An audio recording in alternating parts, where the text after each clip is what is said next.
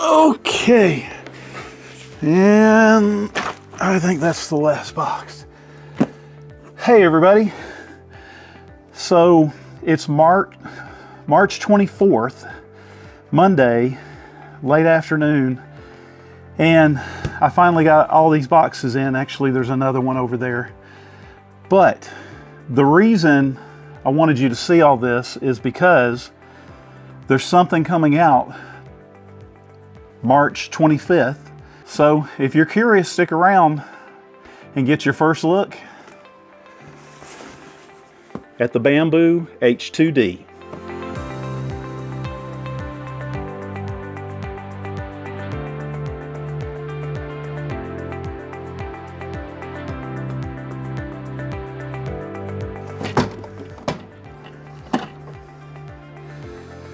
And there it is, the birth of a new AMS. Sorry.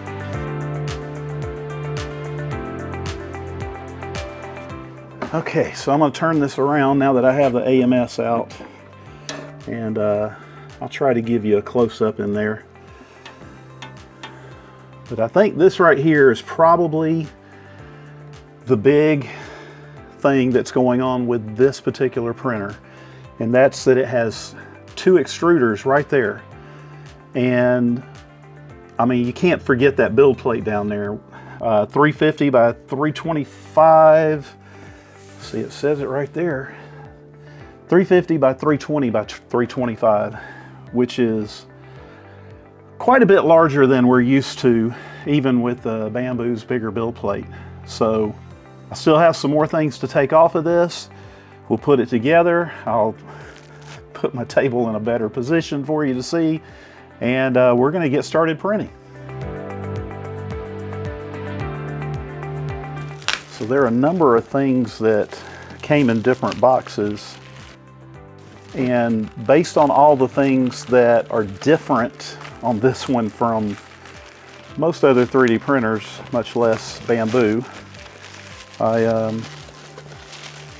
am not sure. And this is a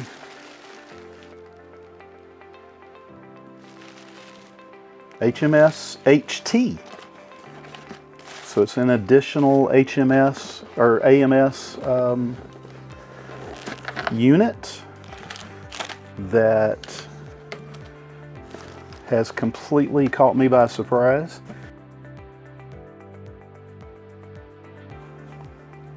Now, as I mentioned, this has those dual nozzles on the inside, and I'm excited to see how that's going to work. I do have a couple of IDEX machines. Two of them are fairly old and they just don't work well at all.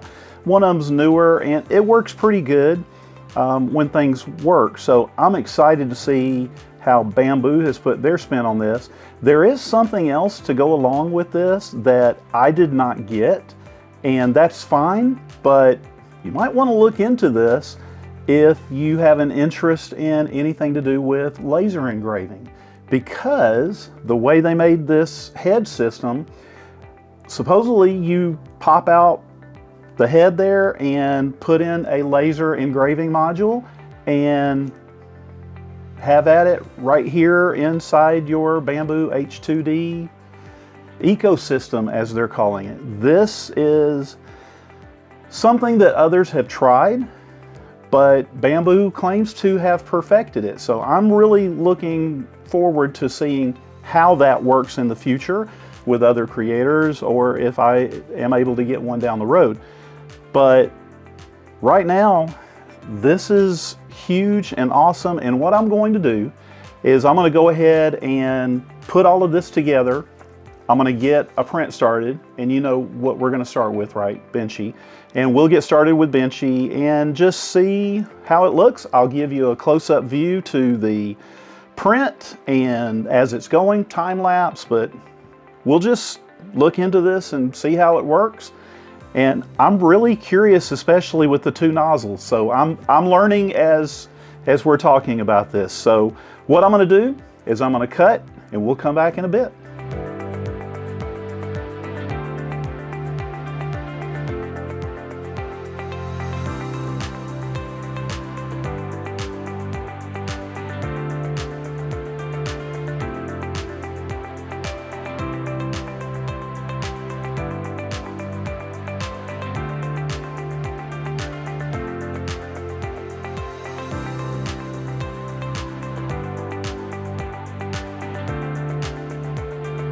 Well, I got everything put together. As you can see, I have the AMS HT and the AMS2 both hooked up. They're both working great.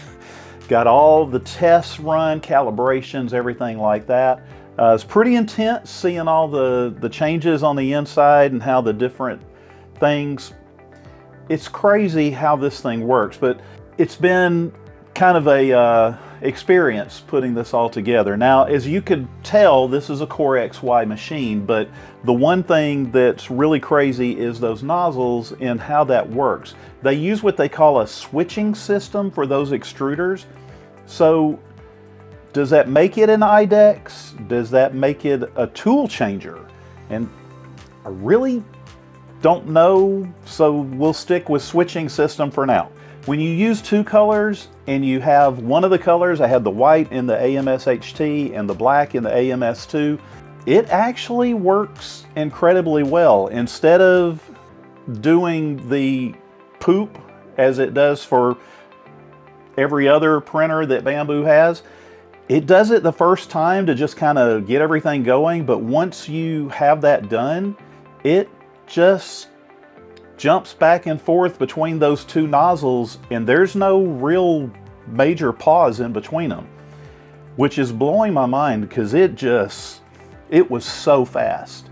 Now, for those hot ends, the max temp is 350 degrees Celsius. That means you're going to be able to print a lot of different materials. There's a zirconia ceramic insulating base with it, and it also has this copper heat conducting base to supposedly help insulation and performance with the heat, the transfer, and all that. Now, the heat bed can go up to 120 degrees Celsius for materials. That works out for ABS, PC, and pretty much everything else. There's also a heated chamber, which I didn't realize this had, and that's auto set by your software based on the filament you're using.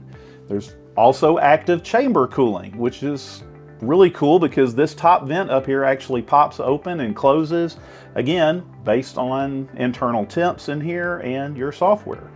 Now, the nozzle camera supports 1080p up to 30 FPS and can detect hot end clumping, air printing, spaghetti detection, and all sorts of stuff. There's a tool head camera, and that's also 1080p. And that can be used for motion accuracy calibration, high precision nozzle offset calibration, build plate, laser platform identification, code recognition, all sorts of stuff. And then there's a live camera that supports, again, 1080p, 30 frames a second, which enables live viewing inside the whole printer chamber, and that's the time lapses that you're going to see and have seen. And that also does your necessary AI detection functions. You can also add a 4K bird's eye camera to meet some intelligent detection and recognition functions that they will have built into it. That also includes your laser and cutting things that you're going to have, if you do have that. And if you've used laser engravers before, you're going to be familiar with an emergency stop button, also a safety key, and that safety key is going to be in the back with the power button. The HT is a single AMS unit that supports the second extruder, as I mentioned earlier, and I know I was a little baffled by this when I was unboxing. I really didn't know, but in hindsight, after I've done all of this, it really makes perfect sense. I understand this is where Captain Hindsight lives? There's two dedicated slots on the back for the PTFE tubes for both of those, one for each extruder. Each extruder, that still sounds weird to say. And by the way, if you're curious, well, the H2D supports up to 4 AMS units, just like normal, and also, in addition to that, 8 AMS HT units, all at the same time. So that's 24 color printing, if you should so desire, and a lot of filament poop. Now, I wish I had a lot more time to get into the specs and details and prints and all sorts of things like that. But you know, like I said, I had well less than 24 hours from the moment this finally arrived to the moment we were allowed to show you. I really feel like I've only scratched the surface.